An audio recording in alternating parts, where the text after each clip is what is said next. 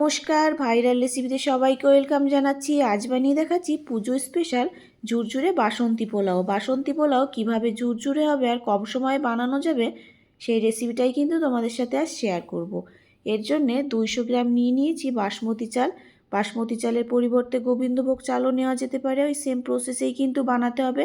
আর 3 cup জল দিয়ে ভিজিয়ে রেখে দেবো 10 মিনিটের জন্যে। 10 মিনিট পর আমি জলটাকে ঝরিয়ে নিয়েছি আর চালটা দেখো আরও কতটা ফুলে গেছে।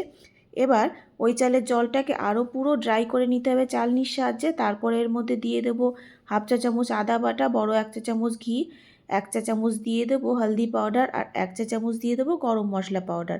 দিয়ে ভালো করে চালের সঙ্গে সব কিছু মাখিয়ে নিয়ে 10 মিনিটের জন্য রেখে দেবো। এতে কিন্তু চালটা অনেকটা ড্রাই হয়ে যাবে, এই পোলাওটা কিন্তু ঝুরঝুরে হবে। আর এখানে কাজু বাদাম নিয়ে নিয়েছি হাফ হাফ করে কেটে, আর কিশমিশ নিয়ে নিয়েছি, এগুলো একটু বেশি করে নিয়েছিলাম।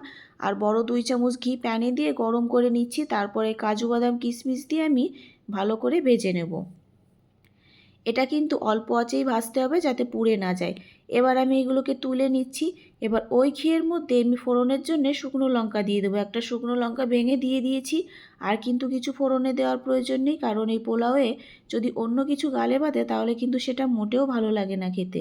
এবার মশলা মাখানো চালটা ওই ঘিয়ের মধ্যে দিয়ে ভাজতে শুরু করব।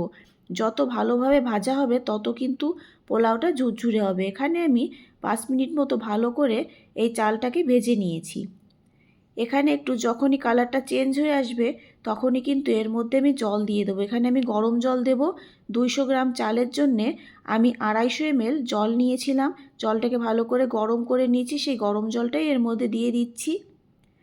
জলটা পুরোটাই আমি একবারে দিয়ে দেবো, দিয়ে নাড়াচাড়া করতে থাকবো 2-3 মিনিট মতো। তারপরে 1 চা চামচ লবণ দিয়ে দেবো। লবণটা দিয়ে আরেকটু ভালো করে নাড়াচাড়া করে দেবো। নাড়াচাড়া করে আমি মিডিয়াম আঁচে এটাকে 5 থেকে 6 মিনিটের জন্য রেখে দেবো চালটাকে সেদ্ধ হওয়ার জন্যে। মিডিয়াম আঁচেই কিন্তু রাখতে হবে। তারপরে ঢাকনাটা আমি তুলে নিয়েছি। জলটা কিন্তু প্রায় পুরোটাই শুকিয়ে গেছে আর অল্প একটু জল আছে এর গায়ে। এবার আমি একটু নাড়াচাড়া করে ভেজে নেওয়া কিশমিশ আর কাজু বাদামগুলো দিয়ে দেবো।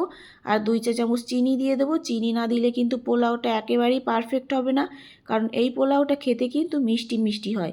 এবার নাড়াচাড়া করে ঢাকনা দিয়ে ঢেকে রেখেছিলাম 2-3 মিনিট মতো। তারপরে কিন্তু চালটা আরও পুরো ঝুরঝুরে হয়ে গেছে। দেখিয়ে দিচ্ছি, দেখো একটুও জল নেই এর গায়ে। এবার কিন্তু এটাকে আমি নামিয়ে নেব, আর কিচ্ছু দেওয়ার কিন্তু প্রয়োজন নেই। আর এর থেকে দারুণ একটা কিন্তু স্মেল বেরোবে। এবার আমি সাজিয়ে নিচ্ছি প্লেটের ওপর। এর সঙ্গে কিন্তু কড়াই চিকেন বানিয়েছিলাম, রেসিপিটা তোমাদের সঙ্গে খুব শিগগিরই শেয়ার করব। রেসিপিটা কেমন লাগলো অবশ্যই কিন্তু কমেন্ট বক্সে কমেন্ট করে জানিও, আর আমার চ্যানেলটি অবশ্যই সাবস্ক্রাইব করো। রেসিপিটা দেখার জন্য সবাইকে অসংখ্য ধন্যবাদ।